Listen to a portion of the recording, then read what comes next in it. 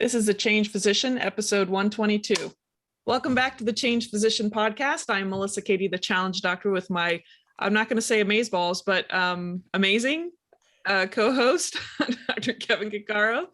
And we are here to talk a little bit about tiny habits. If you listen to our last episode, if you haven't, go back and listen to that one, because it kind of leads into this idea of tiny habits for long-term health. Our last episode was about, are you sacrificing your health for retirement?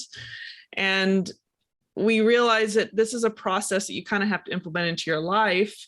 I personally feel like tiny habits are a good way for busy people to add good things in their lives, especially if you can do the tiny habits frequently. And the example I gave that apparently Kevin liked was you don't take a shower once a year because, you know, it's kind of this process. You got to like do it with some frequency. You could skip a day, but, you know, you got to get back, you know, cleaning yourself a little more frequently. But the other, in the Middle Ages. Right. But yeah, for our civilized society today, you know, at least have one a week. That's like considered dirty if you just do it once a week. In America, I know someone that does it 3 times a day, you know, that I work with, but I'm just not going to say who that is. Revealing that. I mean, it depends how many workouts probably you're doing a day. But here's the other examples. Like if you're going to water a plant, you don't do it once a year either. There's a process going on there. You don't drink water once a year. Like you need to drink water, and it's actually you require water to stay alive. Well, movement is important too. No movement at all is incredibly unhealthy for, you know, the human body. You look at people that can't move their bodies, they have to make modifications so they don't get ulcers and all kinds of things. You can give examples, but you know, plants need some sunlight, and not just once a year. Like there's certain things that we need to have put into our body, or our body receives, or things we need to do for our body in order for us to be the healthiest version of ourselves. And some of us, you know, have not created healthy habits in certain areas. And many times there's a lot of excuses people make that I don't have time. And well, it's not a priority. You may not have a lot of time if you're committed to tons of hours at work and juggling 3 kids and you're just running from one thing to another. But I'll give you an example of a little tiny habit that I don't know if Kevin knows about this yet. But so in the operating room, when I'm there for like 10 hours straight, you know, a lot of times the takeoffs and landings are like the most critical points. And there's a lot of like coasting from an anesthetic standpoint. And if there's not a lot of turbulence going on during the case, you know, a nurse and I will just, you know, you're still monitoring, watching the monitor, but you can do a wall squat. We challenge each other to like try to hit 5 minutes on a wall squat. You know, it's nothing that's sacrificing or doing anything unreasonable. You're sitting anyway. So you might as well just, you know, sit with a little bit more effort so that you stay warm, first of all, in a cold operating room. And secondly, you start working your muscles. And, you know, when you do it with somebody else, you go a little longer. So a little accountability and doing it as a group. So it's become a habit. It's a little tiny habit that we do, and it's only 5 minutes, but I can tell you my legs are stronger just from that little habit. And so that's just, you know, and this is on the other side of doing nothing. You look at studies, ICU patients that are laid up in a bed and just 5 days of no muscle contraction. The amount of strength that you lose is a precipitous drop. Like I can't remember, it was 40 or 50%, like literally within, you know, 5 days of no contraction. So people doing a little bit of just a little bit of physical therapy, if they're able to contract or use a machine to help contract, can help save a lot of that muscle tone. This sounds like totally off topic, but the point is that your body needs input, and it needs to have some frequency in order to actually make some gains. And, you know, the whole reason you get stronger is because you're telling it this stressor, you're going to require that strength to be able to deal with the stressor again. If you stop that stressor suddenly, and we'll call it eustress, as you say, not distress. So it's a good stress. So there's some strength that actually is maintained. So this is just my personal example, I think, of why tiny habits are really important. And they don't have to be excessive and over the top and seem overwhelming. because it really is about a process. And by doing that process, you actually neurologically wire yourself to keep doing it. If you start skipping a day, it's easier to skip the next day, and the opposite can be true too. So any thoughts on that? Of course I have thoughts on that. I'm like, wall squats. I love tiny habits. I love wall squats. And I'm thinking, because obviously we're two anesthesiologists. I'm like, well, what else can you do? You just do squats, right? You can be I've squatting. done lunges. Yeah, lunges, squats, whatever. You could do, stand on your toes. I mean, there's a lot. I like what I think is an easy way is if anytime you're standing anywhere in a static position, lines, waiting, I like to just alter positions. And I think a long time ago, I took some Tai Chi classes and I was just always impressed at the movement. And I'll never forget what my instructor said. He goes, his instructor, who actually learned from whatever, some guy, I'm not going to say his name because nobody here is going to know who he is, but he's a big dude in the Tai Chi land. And he goes, his instructor went to his, the grand instructor's house, and the grand instructor, he was reading some papers and then he was moving. And he was, kind of doing those movements that you do where you're sort of shifting your balance and you're moving and back and forth. And he stood there in like 5 minutes. He's doing all this stuff. And finally, the student's waiting very patiently. And finally, his instructor looked over and he goes, this is like the essence of Tai Chi. And what I took away from that is it's your movement. So if every time you're stepping in a static position, is if you can shift your balance, you maybe actually put more weight on one leg or the other, flex your quads. And it just sounds stupid. These are dumb little things, but what you're doing is you're engaging those muscles. Yes. And as long as you're periodically engaging them, they know they need to do something. And whether you say, well, I don't know where I'm starting from. Anybody can do this. You can do it in a chair. You can start flexing and contracting your muscles in your legs and upper body. Yep. And so I just love being able to find activities that fit where you are, rather than deferring activities to times when you think that they may need to be appropriate. Like, oh, I need to go to the gym to exercise. You don't need to do it. But from a tiny habits perspective, what I do think would be actually useful it's not just movement. So movement is super key, but there's also food that's involved. Stress and recovery is another big one that I really, and we can include sleep in there, or people sometimes use it as a separate one. And then the last one is really avoidance of things that we know are detrimentally harmful to your body. So obviously you don't want to do cigarette smoke. You don't really want to put toxic substance in your bodies. We may have talked in a previous episode about toxic relationships, toxic environments, all that kind of things. Those are physically unhealthy for you. But if you just focus on movement, sleep, and stress, and eating, and little teeny things that you do there. We talk about movement. If we talk about like food, a really tiny habit that you can do is what I just push out my eating window. Meaning, so I'm sort of a fan about intermittent fasting. I am by far and away, folks, I definitely need to lose some weight and all that other stuff. Just like Melissa said, none of us are perfect here. But one of the things that I found that works really well for me is I just push that window out. Like this whole idea of having to eat breakfast because it's most important in the day is not true. I mean, so many falsities about all this stuff. Like, how did that come into be? Oh, did it have anything to do with the marketing and the breakfast industry? Not at all. But, for me personally, what I found is if I start eating, I tend to eat. But if I am not eating, I tend to not eat. Exactly. So if I push that window out and say, well, I'm not going to eat from now to now, lo and behold, that's a really easy in my book. Some people may have difficulty with that, but for me, it's a lot easier than trying to monitor everything that I eat. The other one that I like from a healthy eating standpoint, from a really tiny one, is the whole idea of, well, your food wash away if you put it under the water.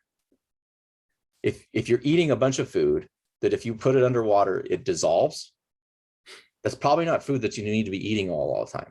Yeah. And so just kind of focusing on that. But those are two really simple ones, or three real simple ones. Move when you can, wherever you are. 3 is to confine your eating window to smaller time by pushing out your non-eating window. And then the last one is just making sure that the preponderance of food that you eat should be stuff that can withstand being washed underwater. If you can't, there's a problem. Yes. Well, I'll add a few of my, some you might laugh at, but these are some of the habits regarding movement and, of course, minimizing toxicities. I do have a drink of alcohol from time to time. I don't like to do a lot of it. But at the same time, I know during the pandemic, a lot of people have been reaching for it.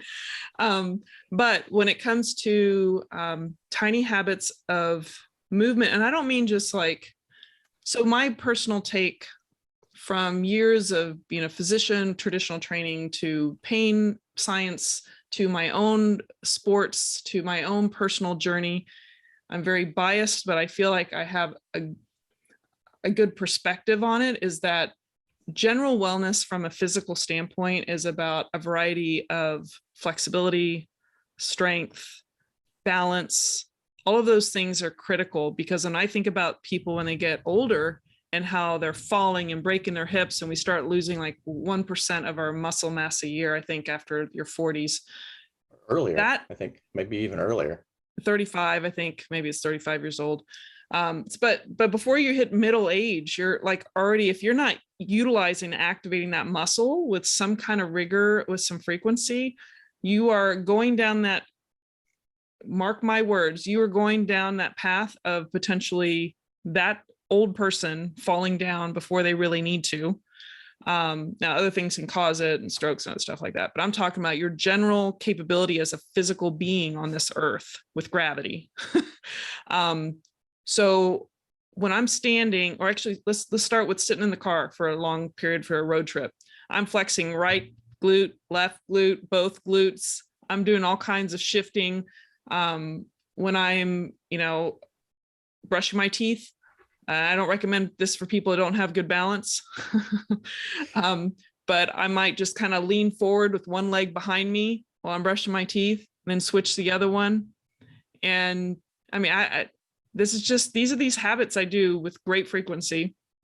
And, or my cat wants some attention while I'm brushing my teeth. For some reason, that's when he wants some attention. Most people in this country that sit on regular toilets don't have the ability to put their butt cheeks down to their heels or their Achilles, like where they do they're on their toes and squat down. So your bottoms to the back heels of your feet. Does that make sense? Like a full squat. Yeah. So a lot of people can't do that if they're not used to doing that or going in that full range. But if you go to another, in an Asian country where maybe the way that they go to the bathroom is, or the way that they sit, the way that their culture practices, wherever it may be, someone in their 70s can do that and balance themselves on their toes without falling over.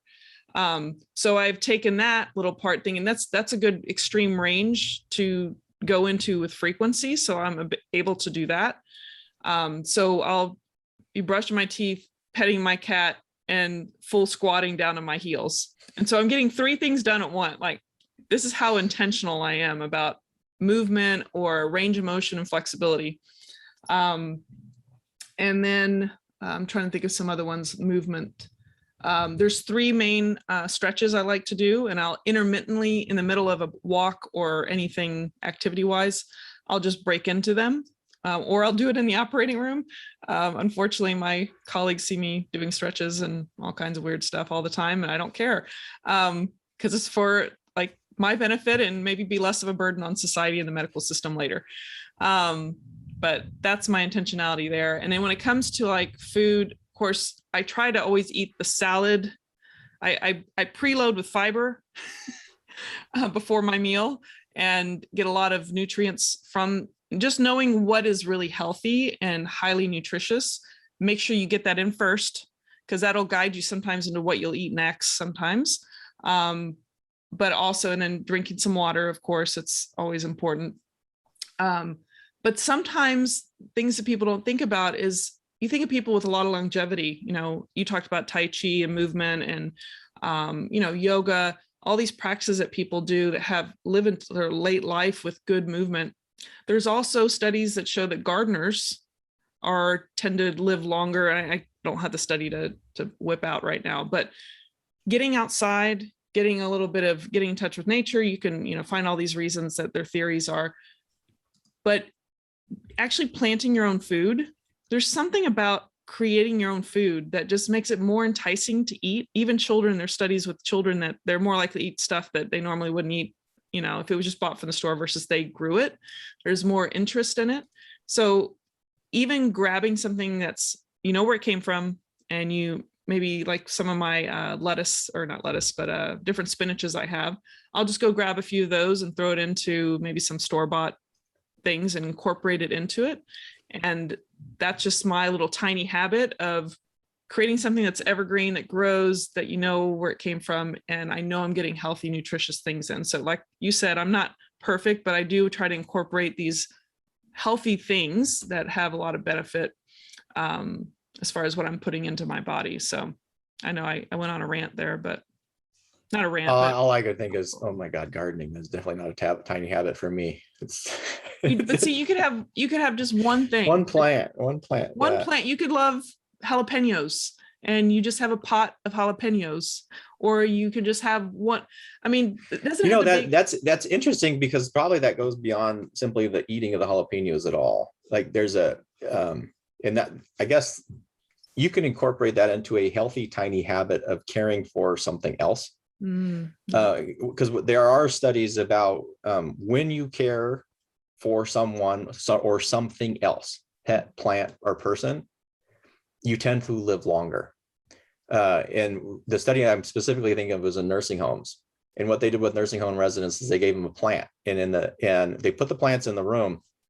And what they did is some of them said, here's a plant, we'll take care of it. We just want you to enjoy this flowering plant or whatever it is. And the other ones, they say, here's a plant, you need to take care of it. And what they noticed was the residents that had something that they took care of lived longer.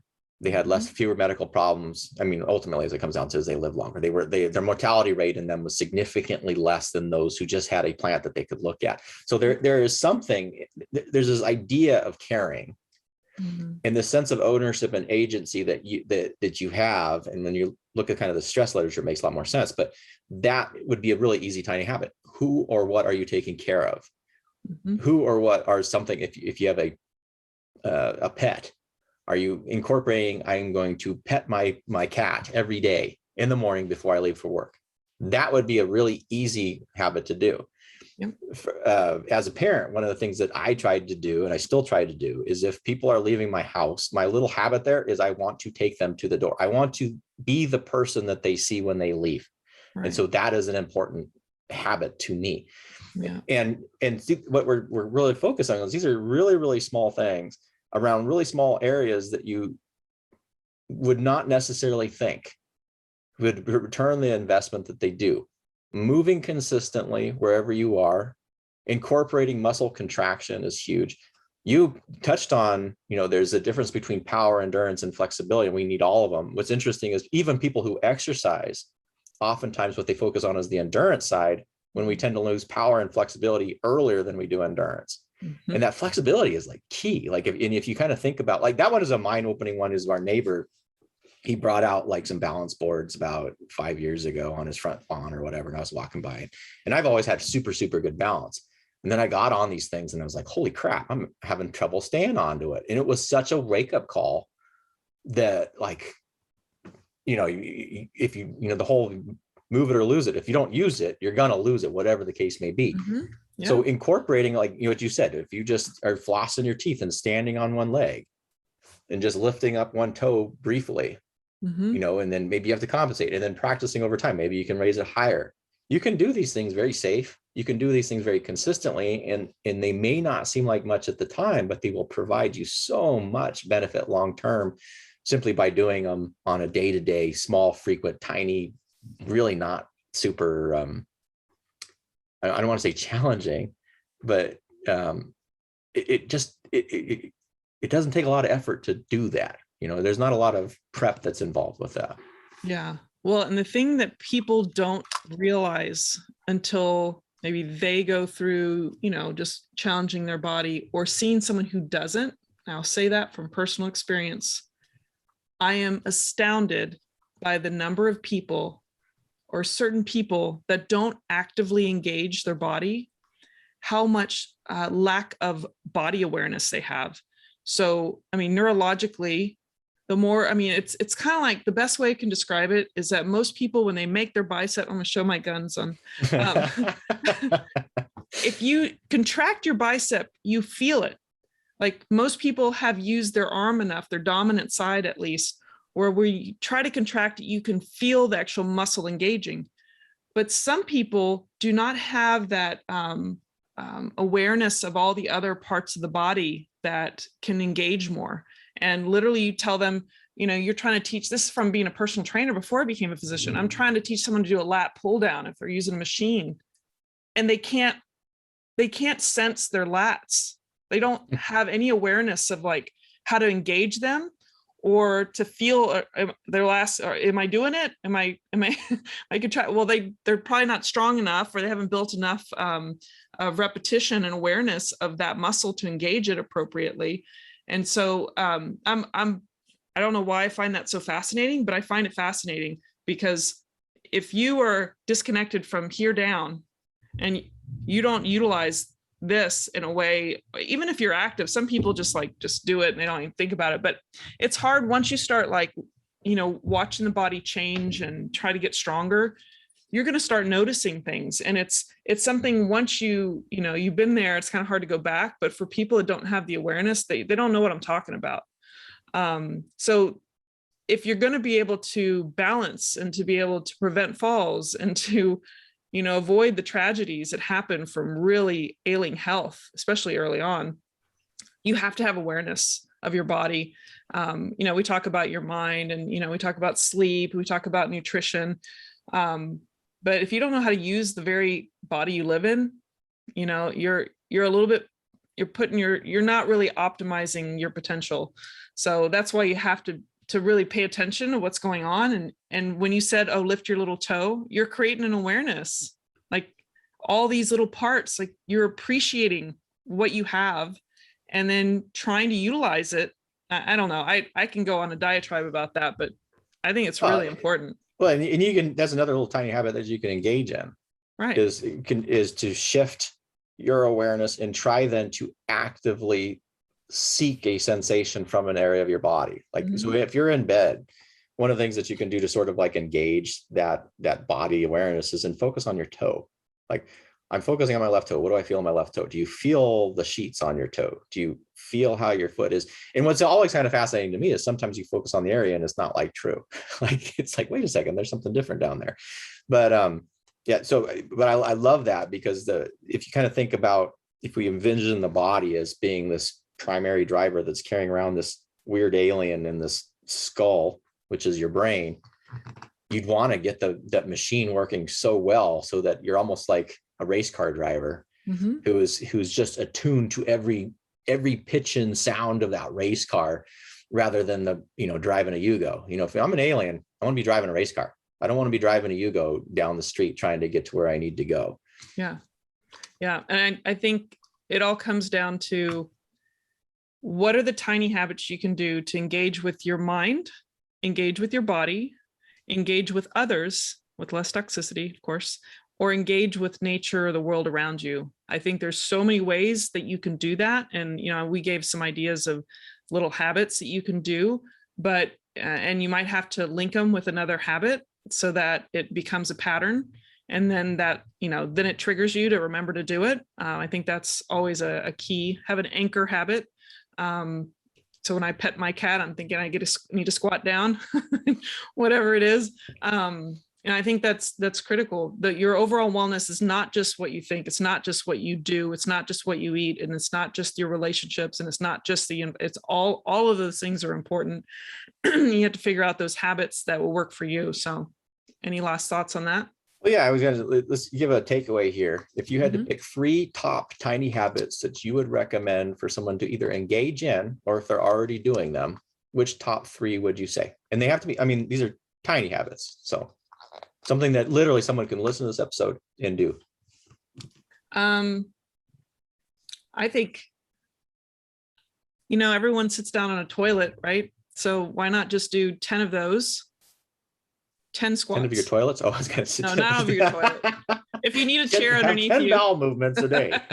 No. That's not a tiny habit. No way. No, but you can just like pick a time, like, okay, I've been sitting for an hour. I'm just going to do standing a little, you know, they could not full squat if you're not used to it, but little 10 quarter squats. You just kind of go down part way where you engage. You might start feeling your bottom instead of it being just soft and flabby because it sits all the time and not actually engaging and going up and down a little bit more.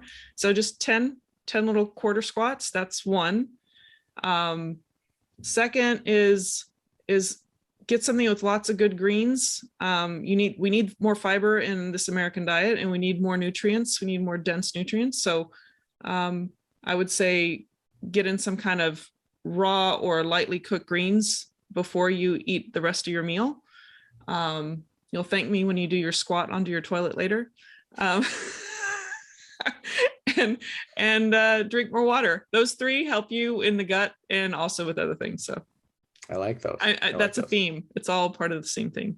So, the whole elementary Good gut canal. motility. Yeah. And activity increases your gut motility. So there you go. You got the water, you got the squats to increase your metabolism so that your gut works faster, which, by the way, that's a primordial nervous system. That's part of the gut that's attached to your main nervous system. So they talk to each other. They know what you're doing or not doing.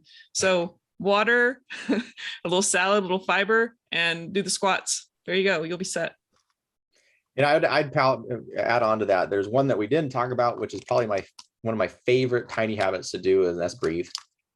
And I think anytime during the day, if you take 3 to 6 slow, deep breaths, super easy habit to do. You can do it when you're at rest. You can do it when you're stressed. You do it when you are thinking about doing something stressful. You can do it before you go to bed. It's universally beneficial. It's the magical off switch for that stress response. And it sounds, again, that's another really tiny one with provides profound benefits to your physical and mental health. I think that would be one of mine. Then the other one I think is incorporating that movement, which we talked about. I think is anytime that you stand, shift your balance from one leg to another. Yeah. And just be aware of your legs. And I think that's a really easy one. And I think the more that you become aware of your body, the more you're going to want to move it, the more you're going to want to engage it. And that's a really, really, really easy to start. And then finally, for the third little tiny habit that I would recommend is pick something to care about and just do it daily. So you can either do that through gratitude. If you have a family member, a loved one, make sure that you're doing, every day you're making a point of saying, I love you, or caring about you. Or if you don't want to say that, just give them a hug, but something where you're caring about someone, something, person, plant, or thing, I would say person, plant, or pet. I like that better. And just doing some small daily outreach to whatever that is every day would be really, really simple things that you can do in a tiny habit way. Perfect. I love it. All so right. I'll let you take us out. So let's take us out here. Well, this is the Change Physician podcast, folks. I'm Dr. Kevin Cuccaro, your host, with my Amazeballs co-host, Dr. Melissa Katie. We're talking about tiny habits that you can incorporate into build a active, healthy life. This is tagged on to our previous episode that we talked about investing in health for retirement. So easy investment strategies there. If you are interested in learning more about the community or perhaps engaging in a healthy community, you can join us at thechangephysician.com. Either you are a physician or physician ally. And until next time, stay well. Take care.